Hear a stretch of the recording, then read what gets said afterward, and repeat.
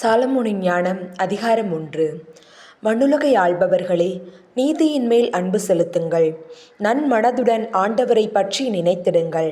நேர்மையான உள்ளத்துடன் அவரை தேடுங்கள். அவரை சோதியாதோர் அவரை கண்டடைகின்றனர். அவரை நம்பினோருக்கு அவர் தம்மை வெளிப்படுத்துகின்றார். நெறிக்கட்ட எண்ணம் மனிதரை கடவுளிடமிருந்து பிரித்துவிடும். அவரது ஆற்றல் சோதிக்கப்படும் பொழுது அது அறிவிலிகளை அடையாளம் காட்டிவிடும். வஞ்சனை நிறைந்த ஆன்மாவில் ஞானம் நுழைவதில்லை. பாவத்திற்கு அடிமையான உடலில் ஞானம் குடிக்கொள்வதில்லை. நற்பயிற்சி பெற்ற உள்ளம் வஞ்சனையினின்று விலகியோடும். அறிவற்ற எண்ணங்களை விட்டு அகலும். அநீதி அணுகுகையில் அது நாணி ஒதுங்கும். ஞானம் மனிதநேயமுள்ள ஆவி, ஆயினும் இறைவனை பழிப்போரை அது தண்டியாமல் விடாது. கடவுள் அவர்களுடைய உள்ளுணர்வுகளின் சாட்சி. உள்ளத்தை உள்ளவாறு உற்று நோக்குபவர், நாவின் சொற்களை கேட்பவரும் அவரே. ஆண்டவரின் ஆவி உலகை நிரப்பியுள்ளது. அனைத்தையும் ஒருங்கிணைக்கும் அந்த ஆவி ஒவ்வொரு சொல்லையும் அறிகின்றது. நேர்மையற்றதை பேசுவோர் மறைந்திருக்க முடியாது. தண்டனை வேளையில் நீதியினின்று தப்ப முடியாது. இறை பற்றில்லாதோரின் சூழ்ச்சிகள் நுணுகி ஆராயப்படும். அவர்களுடைய சொற்கள் ஆண்டவரின் காதுக்கு எட்டும். அவர்களுடைய நெறிக்கட்ட செயல்கள் கண்டிக்கப்படும். விழிப்புடைய காது அனைத்தையும் கேட்கின்றது. முறைகேடுகளின் முணுமுணுப்பு செவிக்கு எட்டாமல் போவதில்லை. பயனற்ற முணுமுணுப்பு பற்றி எச்சரிக்கையாக இருங்கள். பழிச்சொல் கூறாது உங்கள் நாவை அடக்குங்கள். ஏனெனில் மறைவாய் பேசிய எதுவும் விளைவின்றி போகாது. பொய் சொல்லும் வாய் ஆன்மாவை கொல்லும். நெறி தவறிய வாழ்வால் சாவை வரவேற்று கொள்ளாதீர்கள். உங்கள் செயல்களாலேயே அழிவை வருவித்து கொள்ளாதீர்கள். சாவை கடவுள் உண்டாக்கவில்லை. வாழ்வோரின் அழிவில் அவர் மகிழ்வதில்லை. இருக்க வேண்டும் என்பதற்காகவே அவர் அனைத்தையும் படைத்தார். உலகின் உயிர்கள் யாவும் நலம் பயப்பவை. அழிவை தரும் நஞ்சு எதுவும் அவற்றில் இல்லை. கீழுலகின் ஆட்சி மண்ணுலகில் இல்லை. நீதிக்கு இறப்பு என்பதே இல்லை. இறை பற்றில்லாதவர்கள் தங்கள் செயலாலும் சொல்லாலும் இறப்பை வரவழைத்தார்கள். அதை நண்பனாக கருதி அதற்காக ஏங்கினார்கள். அதனோடு ஒப்பந்தம் செய்து கொண்டார்கள். அதனோடு தோழமை கொள்ள அவர்கள் பொருத்தமானவர்களே. இறை பற்றில்லாதவர்கள் தவறாக கணித்து உள்ளத்தில் பின்வருமாறு சொல்லிக் கொண்டார்கள். நம் வாழ்வு குறுகியது, துன்பம் நிறைந்தது. மனிதரின் முடிவுக்கு மாற்று மருந்து எதுவும் இல்லை. கீழுலகிலிருந்து யாரும் மீண்டதாக கேள்விப்பட்டதில்லை. தற்செயலாய் நாம் பிறந்தோம். இருந்திராதவர் போல் இனி ஆகிவிடுவோம். நமது உயிர் மூச்சு வெறும் புகையே. அறிவு நம் இதய துடிப்பின் தீப்பொறியே. அது அணையும் பொழுது உடல் சாம்பலாகிவிடும். ஆவியோ காற்றோடு காற்றாய் கலந்துவிடும். காலப்போக்கில் நம் பெயர் மறக்கப்படும். நம் செயல்களை நினைவு கூற மாட்டார்கள். நம் வாழ்வு முகில் போல கலைந்து போகும். கதிரவனின் ஒளி கதிர்களால் துரத்தப்பட்டு அதன் வெப்பத்தால் தாக்குண்ட மூடு பனி போல சிதறடிக்கப்படும். நம் வாழ்நாள் நிழல் போல கடந்து செல்கின்றது. நமது முடிவுக்கு பின் நாம் மீண்டு வருவதில்லை. ஏனெனில் முடிவு குறிக்கப்பட்ட பின் எவரும் அதிலிருந்து மீள்வதில்லை. எனவே வாருங்கள், இப்பொழுதுள்ள நல்லவற்றை துய்ப்போம். இளமை உணர்வோடு படைப்பு பொருட்களை முழுவதும் பயன்படுத்துவோம். விலை உயர்ந்த திராட்சை மதுவிலும் நறுமண வகைகளிலும் திளைத்திருப்போம். இளவேனிற்கால மலர்களில் எதையும் விட்டு வைக்க மாட்டோம். ரோசா மலர்களை அவை வாடும் முன் நமக்கு முடியாக சூடிக்கொள்வோம். நம் களியாட்டங்களில் ஒவ்வொருவரும் பங்கு கொள்ளட்டும். இன்பத்தின் சுவடுகளை எங்கும் விட்டு செல்வோம். இதுவே நம் பங்கு, இதுவே நம் உடைமை. நீதிமான்களாகிய ஏழைகளை ஒடுக்குவோம். கைம்பெண்களையும் ஒடுக்காமல் விடமாட்டோம். நரை திரை விழுந்த முதியோரையும் மதிக்க மாட்டோம். நமது வலிமையே நமக்கு நீதி, நமக்கு சட்டம். வலிமையற்றது எதுவும் பயனற்றதே. நீதிமான்களை தாக்க பதுங்கி இருப்போம். ஏனெனில் அவர்கள் நமக்கு தொல்லையாயிருக்கிறார்கள். நம் செயல்களை எதிர்க்கிறார்கள். திருச்சட்டத்திற்கு எதிரான பாவங்களுக்காக நம்மை கண்டிக்கிறார்கள். நற்பயிற்சியை மீறிய குற்றங்களை நம்மீது சுமத்துகிறார்கள். கடவுளை பற்றிய அறிவு தங்களுக்கு உண்டு என அவர்கள் பறைசாற்றுகிறார்கள். ஆண்டவரின் பிள்ளைகள் என தங்களை அழைத்து கொள்கிறார்கள். அவர்களது நடத்தையோ நம் எண்ணங்களை கண்டிக்கிறது. அவர்களை பார்ப்பதே நமக்கு துயரமாய் உள்ளது. அவர்களது வாழ்க்கை மற்றவர் வாழ்க்கையினின்று வேறுபட்டது. அவர்களுடைய வழிமுறைகள் மாறுபட்டவை. இழிந்தோர் என நம்மை அவர்கள் எண்ணுகிறார்கள்.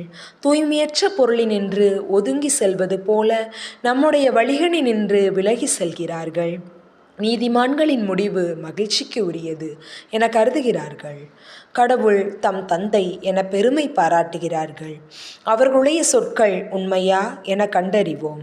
முடிவில் அவர்களுக்கு என்ன நிகழும் என ஆய்ந்தறிவோம். நீதிமான்கள் கடவுளின் மக்கள் என்றால் அவர் அவர்களுக்கு உதவி செய்வார். பகைவரிடமிருந்து அவர்களை விடுவிப்பார். அவர்களது கனிவினை கண்டு கொள்ளவும் பொறுமையை ஆய்ந்தறியவும் வசைமொழி கூறியும் துன்புறுத்தியும் அவர்களை சோதித்தறிவோம். இழிவான சாவுக்கு அவர்களை தீப்பிடுவோம். ஏனெனில் தங்கள் வாய்மொழிப்படி அவர்கள் பாதுகாப்பு பெறுவார்கள். இறை பற்றில்லாதவர்கள் இவ்வாறு எண்ணி நெறி தவறி சென்றார்கள். அவர்களின் தீயொழுக்கமே அவர்களை பார்வையற்றோர் ஆக்கிவிட்டது. அவர்கள் கடவுளின் மறைவான திட்டங்களை அறியவில்லை. தூய வாழ்வுக்கு கைமாறு உண்டு என்று நம்பவில்லை. மாசற்றவர்களுக்கு பரிசு கிடைக்கும் என்று உய்த்துணரவில்லை. கடவுள் மனிதர்களை அழியாமைக்கென்று படைத்தார். தம் சொந்த இயல்பின் சாயலில் அவர்களை உருவாக்கினார். ஆனால் அழகையின் பொறாமையால் சாவு உலகில் நுழைந்தது. அதை சார்ந்து நிற்போர் இறப்புக்கு உள்ளாவர். நீதிமான்களின் ஆன்மாக்கள் கடவுளின் கையில் உள்ளன. கடும் தொல்லை எதுவும் அவர்களை தீண்டாது.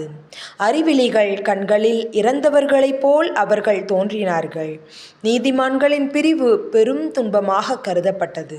அவர்கள் நம்மை விட்டு பிரிந்து சென்றது பேரழிவாக கருதப்பட்டது. அவர்களோ அமைதியாக இளைப்பாறுகிறார்கள். மனிதர் பார்வையில் அவர்கள் தண்டிக்கப்பட்டாலும் இரவாமையில் அவர்கள் உறுதியான நம்பிக்கை கொண்டுள்ளார்கள். சிறிதளவு அவர்கள் தண்டித்து திரித்தப்பட்ட பின் பேரளவு கைமாறு பெறுவார்கள். கடவுள் அவர்களை சோதித்தறிந்த பின் அவர்களை தமக்கு தகுதியுள்ளவர்கள் என கண்டார். பொன்னை உலையிலிட்டு புடமிடுவது போல் அவர்களை அவர் புடமிட்டார். எரிபலிகளைப் போல் அவர்களை ஏற்றுக்கொண்டார். கடவுள் அவர்களை சந்திக்க வரும்போது அவர்கள் ஒளி வீசுவார்கள். அரித்தால் நடுவே தீப்பொறி போல பறந்து சுடர்விடுவார்கள். நாடுகளுக்கு தீர்ப்பு வழங்குவார்கள். மக்கள் மீது ஆட்சி செலுத்துவார்கள். ஆண்டவரோ அவர்கள் மீது என்றென்றும் அரசாள்வார். அவரை நம்புவோர் உண்மையை அறிந்து கொள்வர். அன்பில் நம்பிக்கை கொள்வோர் அவரோடு நிலைத்திருப்பர். அருளும் இரக்கமும் அவர் தேர்ந்து கொண்டோர் மீது இருக்கும். ஆனால் இறை பற்றில்லாதவர்கள் தங்கள் எண்ணங்களுக்கு ஏற்ப தண்டிக்கப்படுவார்கள். ஏனெனில் அவர்கள் நீதிமான்களை புறக்கணித்து ஆண்டவரை எதிர்த்தார்கள். ஞானத்தையும் நற்பயிற்சியையும் இகழ்பவர்கள் இரங்கத்தக்கவர்கள். அவர்களது நம்பிக்கை வீணானது. அவர்கள் உழைப்பு வெறுமையானது. அவர்களின் செயல்கள் பயனற்றவை. அவர்களுடைய மனைவியர் அறிவற்றவர்கள். அவர்களின் பிள்ளைகள் தீயவர்கள். அவர்களுடைய வழிமரபினர் சபிக்கப்பட்டவர்கள். தூய்மை இழக்காத தவறான உடலுறவு கொள்ளாத மலடி பேறு பெற்றவர். மனிதரை கடவுள் சந்திக்க வரும்போது அப்பெண் கனி தருவார். நெறிக்கட்ட செயல்களை செய்யாத ஆண்டவருக்கு எதிராக தீயவற்றை திட்டமிடாத அன்னக்கர்களும் பேறு பெற்றோர். அவர்களது பற்றுறுதிக்கு சிறப்பு கைமாறு வழங்கப்படும். ஆண்டவரின் கோவிலில் அவர்களுக்கு இனிமை மிக்க பங்கு அளிக்கப்படும். நல்ல உழைப்பின் பயன் புகழ்ச்சிக்கு உரியது. அறிவுத்திறனின் ஆணிவேர் அசைவுறாதது. விபச்சாரிகளின் மக்கள் முதிர்ச்சி அடைய மாட்டார்கள். தவறான உடலுறவால் பிறப்பவர்கள் வேரோடு அழிவார்கள். அவர்கள் நீண்ட நாள் வாழ்ந்தாலும் அவர்களை யாரும் பொருட்படுத்த மாட்டார்கள். முதுமையின் இறுதி கட்டத்தினாலும் அவர்கள் மதிப்பு பெற மாட்டார்கள். அவர்கள் இளமையில் இறந்தால் அவர்களுக்கு நம்பிக்கை இராது. தீர்ப்பு நாளில் ஆறுதல் கிடைக்காது. நேர்மையற்ற தலைமுறையின் முடிவு மிக கொடியது. ஒருவருக்கு மகப்பேறு இல்லாவிடினும் நற்பண்பு இருந்தால் அதுவே சிறந்தது.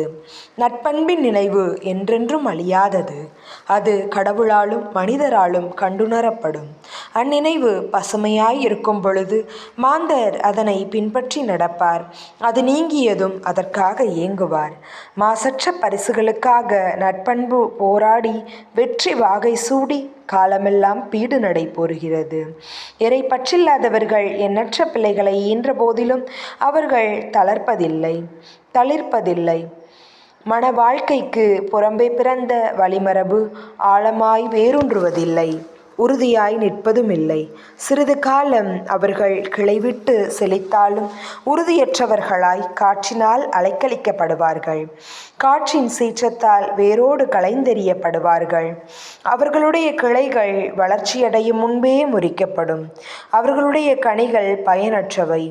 உண்பதற்கு ஏற்ற அளவு பழுக்காமையால் அவை பாழாய் போகும். முறைகேடாக பிறந்த பிள்ளைகளே தீர்ப்பு நாளில் தங்கள் பெற்றோரின் கூடா ஒழுக்கத்திற்கு சாட்சிகளாய் இருப்பார்கள். நீதிமான்கள் உரிய காலத்திற்கு முன் இறந்தாலும் இளைப்பாற்றி அடைவார்கள். முதுமையின் மதிப்பு நீடிய வாழ்வினால் வருவதென்று. ஆண்டுகளின் எண்ணிக்கை அதற்கு அளவுகோலன்று. ஞானமே மனிதருக்கு உண்மையான நரைத்திரை. குற்றமற்ற வாழ்க்கையே உண்மையான பழுத்த முதுமை. நீதிமான் ஒருவர் இறைவனுக்கு ஏற்புடையவராகி அவருடைய அன்பை பெற்றார். பாவிகள் நடுவில் வாழ்ந்து கொண்டிருந்த பொழுதே அவரால் எடுத்து கொள்ள பெற்றார். தீமை அவரது அறிவு கூர்மையை திசை திருப்பாமல் இருக்கவும் வஞ்சகம் அவரது உள்ளத்தை மாசுபடுத்தாமல் இருக்கவுமே அவர் எடுத்து கொள்ள பெற்றார். தீமையின் கவர்ச்சி நன்மையானவற்றை மறைத்து விடுகிறது. அலைக்கழிக்கும் இச்சை மாசற்ற மனதை கெடுத்து விடுகிறது. அந்த நீதிமான் குறுகிய காலத்தில் நிறைவு எய்தினார். நீண்ட வாழ்வின் பயனை அடைந்தார். அவரது ஆன்மா ஆண்டவருக்கு ஏற்புடையதாய் இருந்தது. தீமை நடுவு நின்று ஆண்டவர் அவரை விரைவில் எடுத்துக்கொண்டார். மக்கள் இதை பார்த்தார்கள், ஆனால் புரிந்து கொள்ளவில்லை. ஆண்டவர் தாம் தேர்ந்து கொண்டோர் மீது அருளும் இரக்கமும் காட்டுகின்றார். தாம் தூயவர்களை சந்தித்து மீட்கிறார் என்பதை அவர்கள் மனதில் ஏற்கவும் இல்லை. இறந்து போன நீதிமான்கள் உயிர் வாழ்கிற இறை பற்றில்லாதவர்களை கண்டனம் செய்வார்கள். விரைவில் பக்குவம் அடைந்த இளைஞர்கள் நீண்ட நாள் வாழும் தீய முதியவர்களை கண்டனம் செய்வார்கள். இறை பற்றில்லாதவர்கள் ஞானிகளின் முடிவை காண்பார்கள். ஆனால் ஆண்டவர் அவர்களுக்காக எத்தகைய திட்டம் வகுத்துள்ளார் என்றும் எந்த நோக்கத்திற்காக அவர்களுக்கு பாதுகாப்பு அளித்துள்ளார்கள் என்றும் அறிந்து கொள்ள மாட்டார்கள். அவர்கள் ஞானிகளை கண்டு ஏளனம் செய்வார்கள். ஆண்டவரே அவர்களை பார்த்து எள்ளி நகையாடுவார். ஏனெனில் இனி அவர்கள் இழிந்த பிணம் ஆகுவார்கள். இறந்தோர் நடுவில் என்றென்றும் அருவருப்பு கூறியோர் ஆவார்கள். ஆண்டவர் அவர்களை பேற்றற்று கீழே விழச் செய்வார். அடியோடு கலங்க வைப்பார். அவர்கள் முழுவதும் அழித்தொழிக்கப்படுவார்கள். ஆழ்துயரில் மூழ்கடிக்கப்படுவார்கள். அவர்களின் நினைவு கூட மறந்துவிடும். இறை பற்றில்லாதவர்களின் பாவங்களை கணக்கிடும் பொழுது அவர்கள் நடுங்கிக் கொண்டு வருவார்கள். அவர்களுடைய நெறிக்கட்ட செயல்கள் அவர்களுக்கு எதிராக நின்று குற்றம் சாட்டட்டும். அப்பொழுது நீதிமான்கள் தங்களை துன்புறுத்தியோர் முன்பும் தாங்கள் உழைப்பை பொருட்படுத்தாதோர் முன்பும் துணிவோடு நிற்பார்கள். இறை பற்றில்லாதவர்கள் அவர்களை கண்டு பேரச்சத்தால் நடுங்குவார்கள். எதிர்பாரா வகையில் அவர்கள் அடைந்த மீட்பை பற்றி திடுக்கிடுவார்கள். அவர்கள் உளம் வருந்தி ஒருவரோடு ஒருவர் பேசிக்கொள்வார்கள். மிகுந்த மனத்துயருடன் பெருமூச்சு விட்டு பின்வருமாறு சொல்வார்கள்: இவர்களை தானே நாம் முன்பு எள்ளி நகையாடினோம், வசை மொழிக்கு ஆளாக்கினோம். நாம் மூடர்கள், அவர்களது வாழ்க்கை மடமையானது என்று எண்ணினோம். அவர்களது முடிவு இழிவானது என்று கருதினோம்.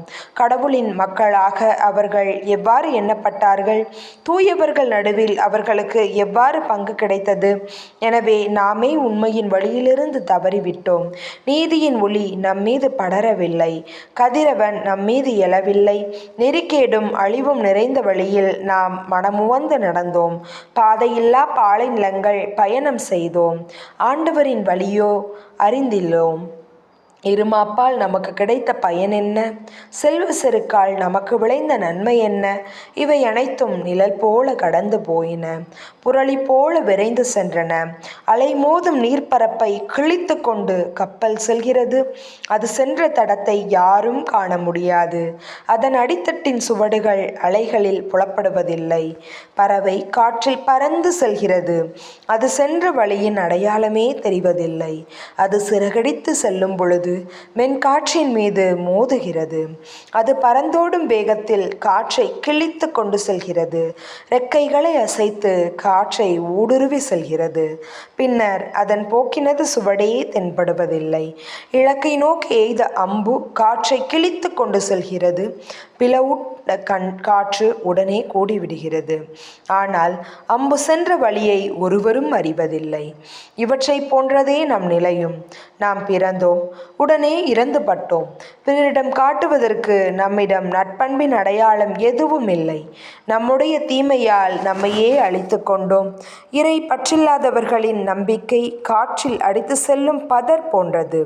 புயலால் சிதறடிக்கப்படும் உறைபனி போன்றது. காற்றால் அங்குமிங்கும் களைக்கப்படும் புகை போன்றது. ஒரே நாள் தங்கும் விருந்தினர்களின் நினைவு போல் அது மறக்கப்படும். நீதிமான்களோ என்றென்றைக்கும் வாழ்கிறார்கள். அவர்களுக்குரிய கைமாறு ஆண்டவரிடம் உள்ளது. அவர்களை பற்றிய கவலை உன்னத இறைவனுக்கு உண்டு. அவர்கள் மாட்சிமிக்க பொன்முடியை பெறுவார்கள். ஆண்டவருடைய கையிலிருந்து மணிமுடியை பெறுவார்கள். அவர் தம் வலக்கையால் அவர்களை அரவணைப்பார். தம் புயத்தால் அவர்களை பாதுகாப்பார். ஆர்வம் என்னும் படைக்கலத்தால் அவர் தம்மை முழுவதும் மூடிக்கொள்வார். தம் எதிரிகளை பழிவாங்க படைப்பினை படைக்கலமாக கொள்வார். நீதியை அவர் மார்பு கவசமாக அணிந்து கொள்வார். நடுநிலை தவறாத தீர்ப்பை தலைக்கவசமாக புனைந்து கொள்வார். வெல்ல முடியாத கேடயகமாக தூய்மையை அவர் கொண்டிருப்பார். அவர் கடுஞ்சினத்தை கூறிய வாளாக கொள்வார். உலகம் அவரோடு சேர்ந்து அறிவிலிகளை எதிர்த்து போராடும். மின்னல் கீற்று இலக்கை நோக்கி நேராக பாயும். நானேற்றிய வில்லு நின்று புறப்படும் அம்பு போல் அது முகில்களிலிருந்து குறியை நோக்கி தாவும். எரியப்படும் கவன் கல்லை போல சினம் செறிந்து கல்மலை விழும். கடல் நீர் அவர்கள் மீது சீறி பாயும். ஆறுகள் இரக்கமின்றி அவர்களை மூழ்கடிக்கும். புயல் அவர்களை எதிர்த்து வீசும். அது சூறாவளி போல் அவர்களை புடைத்தெடுக்கும். முறைகேடு மண்ணுலகையே பாழாக்கும். தீவினை வலியோரின் அரியணைகளை கவிழ்க்கும். இது ஆண்டவர் வழங்கும் அருள்வாக்கு. இறைவா உமக்கு நன்றி.